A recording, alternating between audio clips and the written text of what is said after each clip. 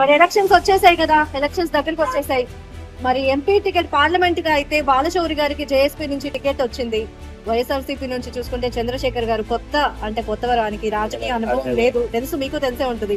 So మరి ఎవరు వచ్చే ఛాన్సెస్ ఎక్కువగా అనిపిస్తున్నాయి అంటారు? జనసేన. ఎందుకని అలా అనిపిస్తుంది? అదే వస్తుందండి. ఎందుకంటే ఇప్పుడు బాలశౌరి గారిని ఆల్రెడీ చూసాం కదా మనం, ఆయన ఏ విధంగా జనసేన.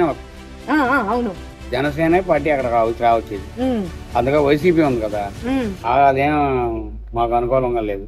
పామరైనా అక్కడైనా వైసీపీ ఎంపీ బాలశౌరి గారు వచ్చే బాలశౌరి వస్తారండి. అందుకని ఆయన అక్కడ నిర్మించబడదు. ఇప్పుడు బాలశౌరి గారు అభివృద్ధి పనులు ఏమన్నా మీరు చూసినంత వరకు? నేను చూసాము, నేను మచిలీపట్నంలో ఛానల్ ఉండొచ్చా, కానీ బాగా చేసాడు అక్కడ. ఇప్పుడు పోర్ట్ వస్తుంది చూస్తే, గుడివాడ కూడా వెళ్ళారా మీరేమన్నా? గుడివాడ రైల్వే కూడా ట్రాక్ వేస్తున్నారు, బ్రిడ్జ్ వేస్తున్నారు. నెంబర్ 1 వస్తుందండి.